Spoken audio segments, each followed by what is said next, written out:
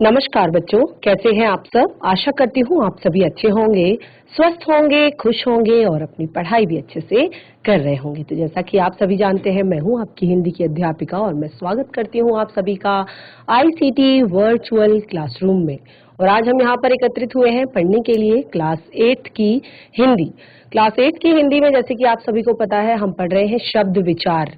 शब्द विचार का हम पाठ पढ़ रहे हैं सार्थक शब्द, और सार्थक शब्दों के 6 भेद हम यहाँ पर पढ़ रहे हैं, जिसमें हमने विलोम शब्द तक पर्यायवाची शब्द तक हमने कंप्लीट कर लिया है। विलोम शब्द भी हमने पढ़ लिया है।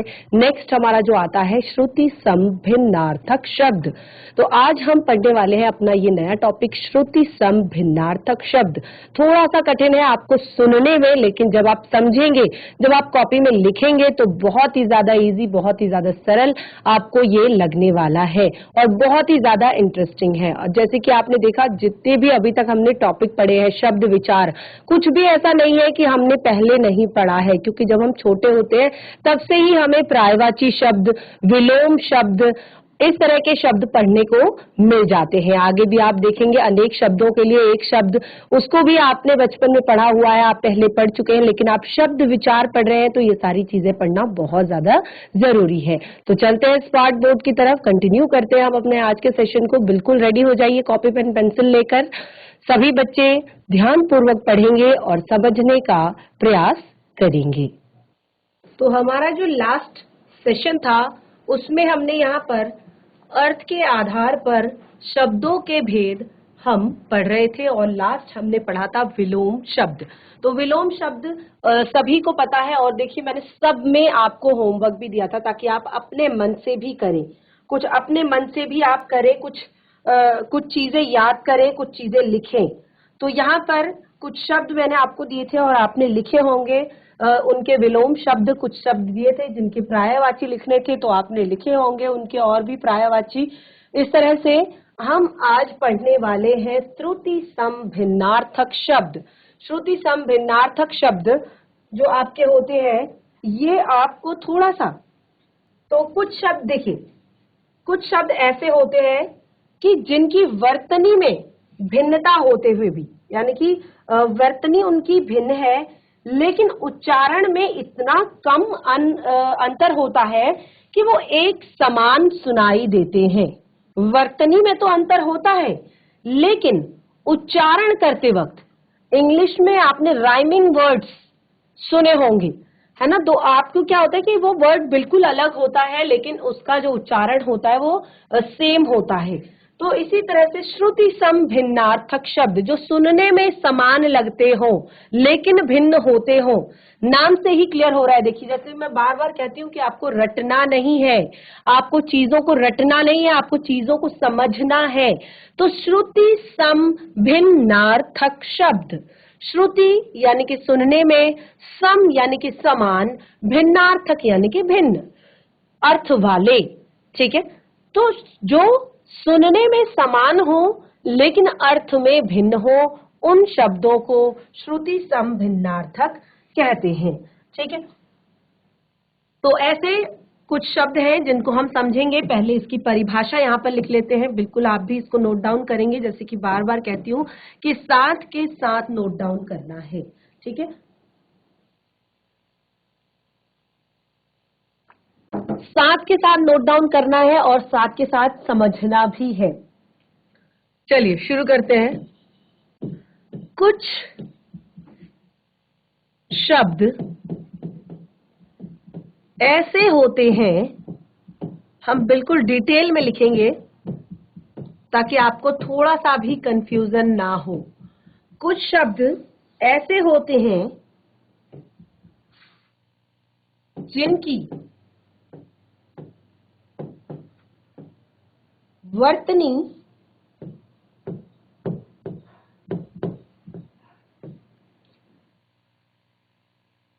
में भिन्नता होते हुए भी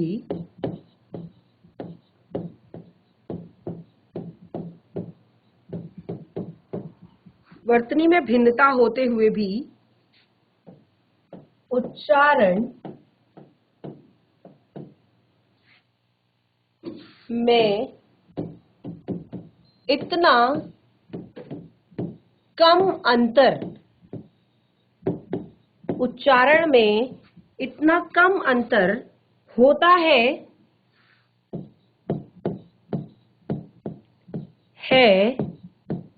कि वे एक समान सुनाई देते हैं। सुनाई देते हैं। वर्तनी अलग अलग होती है, वर्तनी भिन्न होती है, लेकिन उच्चारण इतना सेम होता है कि वो एक जैसे सुनाई देते हैं। लेकिन परंतु उनके अर्थ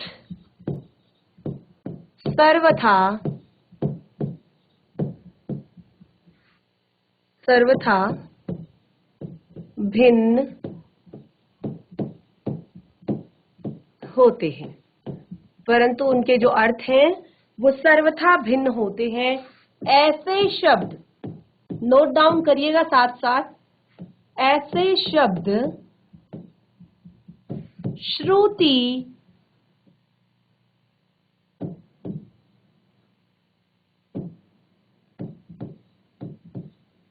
श्रुति सम भिन्नार्थक।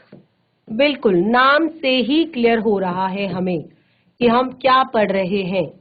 श्रुति सम भिन्नार्थक शब्द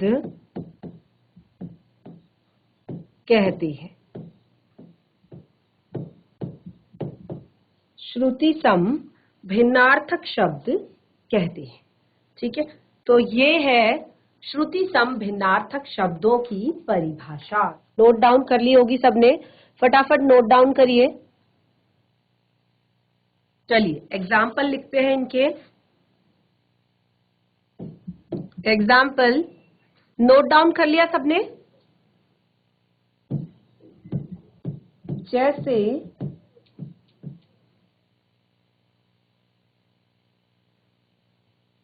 अन्य का दूसरा,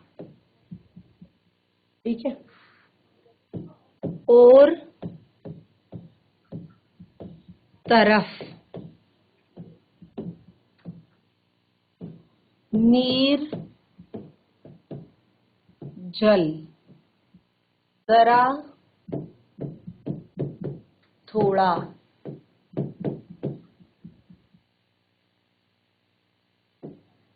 कुल, वंश या सब।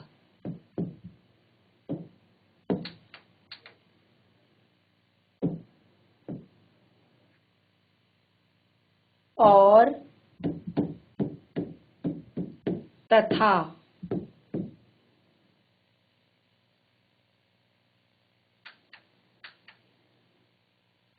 जरा, बुढ़ापा,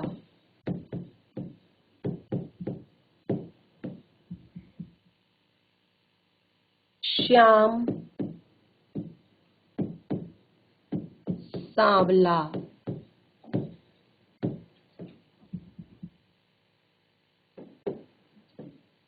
शाम, संध्या। ठीक है, तो इस तरह से ये कुछ शब्द हैं और कुछ इसी तरह के शब्द आप भी लिखेंगे। कुछ इसी तरह के शब्द आप भी लिखेंगे। यहाँ पर कम से कम 4 या 5 शब्द आप लिखेंगे। ये आपका होमवर्क है, तभी आपको ये चीजें अच्छे से क्लियर हो पाएंगी। ठीक है, तो ये हमने नंबर 5 तक यहाँ पर कर लिया है। श्रुति सम भिन्नार्थक शब्द हम पढ़ चुके हैं। अगला है वाक्यांशों के लिए एक शब्द। ठीक है, हमने यहाँ पर लिखा था, कितने भाग लिखे थे हमने यहाँ पर? कितने भाग लिखे थे? सबने अपनी कॉपी में नोट डाउन किया है? एकार्थी शब्द, अनेकार्थी शब्द, पर्यायवाची शब्द, विलोम शब्द, श्रुति सम भिन्नार्थक शब्द। नंबर 6, वाक्यांशों के लिए एक शब्द। तो अब हम नेक्स्ट टॉपिक जो हमारा है वो है वाक्यांशों के लिए एक शब्द, और हम ये पढ़ रहे हैं सार्थक शब्दों के भाग। ठीक है, सार्थक शब्दों को हम पढ़ रहे हैं। नंबर 6 है आपका वाक्यांशों या वाक्यांश के लिए एक शब्द। वाक्यांश के लिए एक शब्द। ठीक है, तो ये हमने लिखा। अब देखिए, वाक्यांश के लिए एक शब्द बहुत ही सरल है अगर आप समझेंगे तो। कई बार क्या होता है कि हम अपनी भाषा को बहुत ज्यादा इफेक्टिव बनाने के लिए, बहुत ज्यादा प्रभावशाली बनाने के लिए हम बहुत सारे एक वाक्य के स्थान पर केवल एक शब्द का प्रयोग करते हैं जो बहुत ही ज्यादा इफेक्टिव होता है, बहुत ही ज्यादा प्रभावशाली होता है। यानी कि अनेक शब्दों के स्थान पर आने वाले एक शब्द को, जब अनेक शब्दों के स्थान पर केवल हम एक शब्द का प्रयोग करते हैं तो उसको हम क्या कहते हैं? अनेक शब्दों के स्थान पर एक शब्द कहते हैं, या वाक्यांशों के स्थान पर एक शब्द कहते हैं। ठीक है, तो इसको लिख लेते हैं, फिर यहाँ पर एग्जाम्पल से समझेंगे। अनेक शब्दों, अनेक शब्दों के स्थान पर आने वाले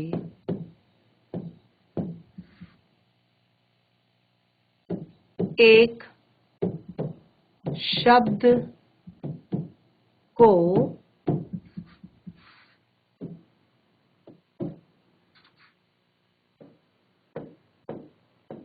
वाक्यांश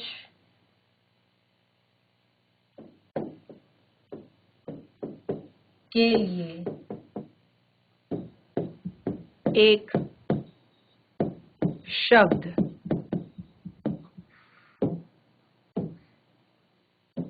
कहते हैं।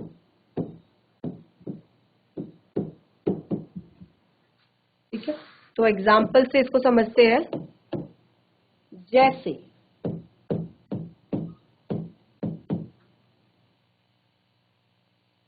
आज्ञा का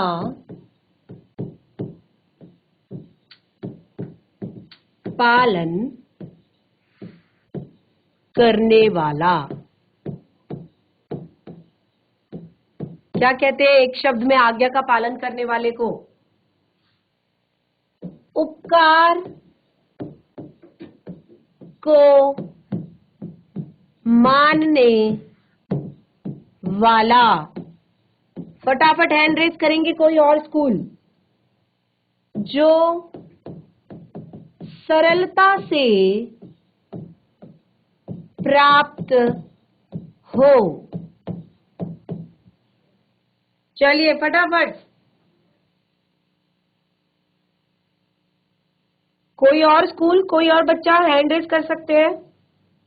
चलिए, सभी नोट डाउन जरूर करेंगे, नोट डाउन जरूर करेंगे। आप सिस्टम के माध्यम से भी, चैट के माध्यम से भी आंसर दे सकते हैं। अगर किसी बच्चे को प्रॉब्लम हो रही है आंसर देने में तो चैट के माध्यम से भी आंसर दे सकते हैं। आज्ञा का पालन करने वाला क्या कहलाता है? आज्ञाकारी। उपकार को मानने वाला, जो उपकार को मानता है उसे क्या कहते हैं? कृतज्ञ। जो सरलता से प्राप्त हो, जो सरलता से प्राप्त हो उसे क्या कहते हैं? सुलभ। ठीक है, नोट डाउन कीजिए। चलिए पहले फटाफट नोट डाउन कीजिए, फिर आगे बढ़ते हैं। नोट डाउन करते रहेंगे, साथ के साथ नोट डाउन करेंगे और चैट के माध्यम से अपने आंसर दे सकते हैं। चैट के माध्यम सिस्टम के माध्यम से हैंड रेज कर सकते हैं। आगे बढ़ते हैं। जिसका पता ना हो,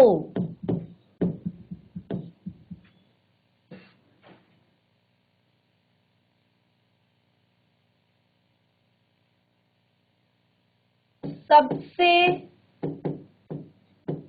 आगे रहने वाला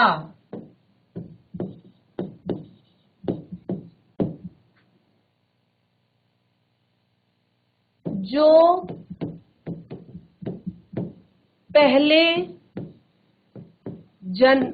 जन्मा हो।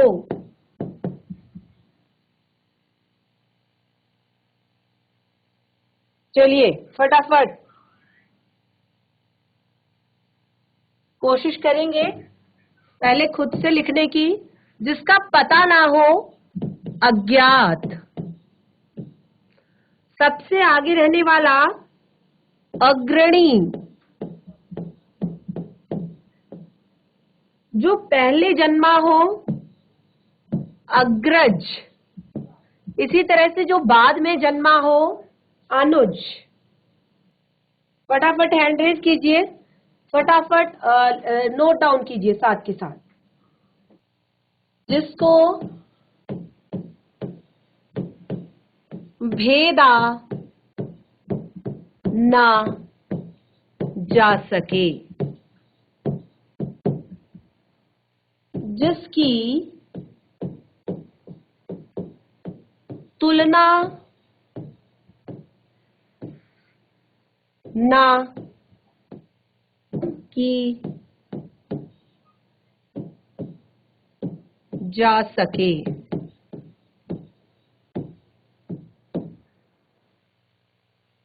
या जिसकी तुलना ना हो सके। ठीक है। जिसके बारे में कुछ निश्चित ना हो।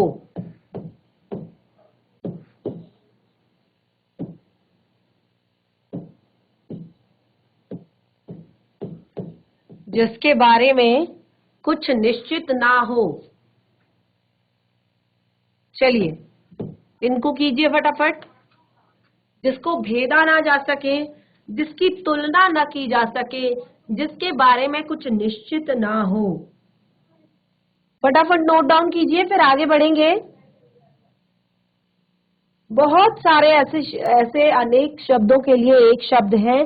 जैसे हम कहते हैं कम खर्च करने वाला, मितव्ययी। कम जानने वाला, अल्पज्ञ। कम अक्ल वाला, अल्प बुद्धि। उसी समय जो हमें चाहिए हो, तत्कालीन। ऊपर लिखा गया, ऊपर लिखित। ऊपर कहा गया, उपर्युक्त। ठीक है। बहुत सारे ऐसे शब्द हैं जहां क्रम के अनुसार लिखा गया हो तो यथाक्रम। जो कार्य करने वाला व्यक्ति है, कार्यकर्ता। साथ में काम करने वाला, सहकर्मी। ठीक है। तो इस तरह से बहुत सारे ऐसे शब्द हैं, बहुत सारे ऐसे वाक्य हैं, अनेक वाक्यांशों के स्थान पर एक शब्द जिसको हम लिखते हैं।